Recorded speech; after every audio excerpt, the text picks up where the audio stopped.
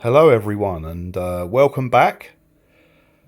This is episode 2 of my mid-school life, and today we have a next generation dirt bike. Now, the history of this bike, in the 90s, Chris didn't want to make overbuilt heavy frames. That was becoming the trend.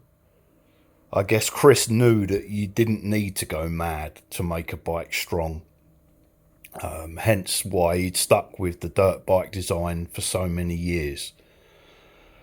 However, toward the end of the 90s, he did start to cave into the pressure because I guess riders thought that if a bike wasn't like a tank, it wasn't strong enough. So that was when he came up with these. They did a next generation dirt bike and a next generation homes.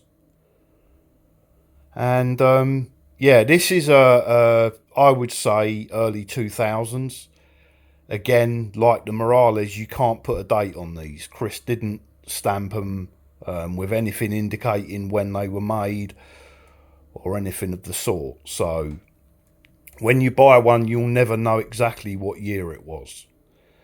So this one came to me in a really bad state. It had been spray bombed in metallic blue. It had stickers all over it that were nothing to do with it really. Had the original pitchfork, which was nice. At which point I restored it and painted it in sand, I think the paint was called. It's a satin. I really wanted to go with something that looks like it belongs on the trails rather than, a street bike, which is what I would normally build. So for parts, we've got an original set of lowrider decals. I'll come back to that in a little bit. They were sourced from America because they were the only sensibly priced set of decals I could find. If I remember correctly, they were 12 quid delivered from California. I didn't really want to pay someone 40 quid for a set of repops, so they are original decals, which was brilliant. We've got obviously a set of pitchforks. They're 12mm, which is weird. They're slotted 10mm, and then you need adapters to lock the wheel in. We've got a Snafu Armstrong stem, which came off of a bike I bought for parts. We've got a set of Hoffman jumping bars, which I believe are a 6-inch rise. They've been cut to merry hell, so they're really, really narrow. There's a new old stock Odyssey Pitbull 2 lever on the bike, which I picked up cheap. I've put the custom head badge on it, which again I picked up cheap. I didn't want to pay 30 quid for a badge. I think it was about 15 quid. Got an alloy seat post with a Huffy seat clamp that came off of an MJ12 that I bought for parts. It wasn't the good MJ12, it was just another one. S&M logo grips that I had to cut apart and put back together because the bars are so narrow.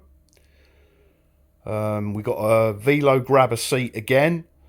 This particular one was made by a company called Freak Factory, and it had a big silly logo on it. So if you find one of those cheap, you can take that off with a bit of wire wool and then buff it with a very fine compound to bring the shine back, and it just turns it into a stock Velo grabber with a nice red glitter cover on it. We've got a set of Gusset Black Dog 48s, which are new old stock. I've just put those on it because the wheels on there were suffering from galvanic corrosion and were really bad. Set of Fly Sergio Laos tyres.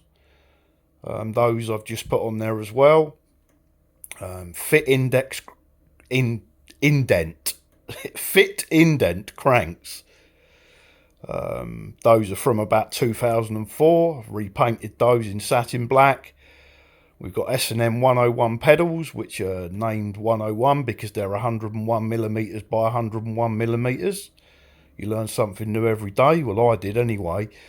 Set of Whip Gel pads that, again, I bought at the retail price, not at the jacked up price.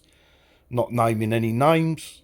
Certain people that have got a bike shop and their name begins with an A likes to buy up those parts, hide them for a while, and then they turn up on eBay for double the price. Got set chain tugs, nothing special, just some alloy chain tugs. We've got an original AD 990 brake with a black cable. Again, this has been set up as it would have been set up for riding trails, so there's no gyro. It's got a Onza Mongo 3 massive, great big oversized headset, which is built like a tank, which was perfect. And I've fondly named the bike Manuel because of the little guy on the seat post. He's Manuel the Bandito, which is I got from a song by Kevin Bloody Wilson. It's a great bike, one of my cheapest bikes to build, but I absolutely love it. Always wanted an S&M. I used to work in a bike shop in 1997, and we had a tough guy tan like that SE colour dirt bike come in, and I remember we all sat and laughed at how underbuilt it was, but we were stupid. Yeah, so I always wanted one, and I always wanted one in tan. It was a really cool Midschool colour, and yeah, that's the one I built. So we will be moving on. I've got another video coming up in a day or two on the bike that I actually ride. I'm just putting the finishing touches on that before I take it away on holiday with me. And let's go over some funny trivia. So the decals, like I say, are low rider decals, and I'm trying to hold the camera still here whilst I pick up this piece of paper. Now on the rear stays and the chain stays, there's two, and one says Bebe la leche de amor, which means drink the milk of love. The other one says Calet o tomato, which means shut up or I'll kill you. There's another one on the other side that says Las balas están en la pistola, which means the bullets are in the gun. And then the final one says Come caca de chanjito, which means eat monkey crap. Chris had a bit of a sense of humour, so I really like those decals, hence why the bike is called Manuel the Bandito. I hope you enjoyed the episode. Like I say, maybe tomorrow, the day after, I'll be pulling out the bike that I ride. That's going on holiday with me, so just putting a couple of new bits and pieces on it, because the tyres were a bit worn and they're slick, so it's raining at the moment a lot, so I know from experience that they don't grip at all in the wet, so they're getting changed, and I will see you soon. You all take care now.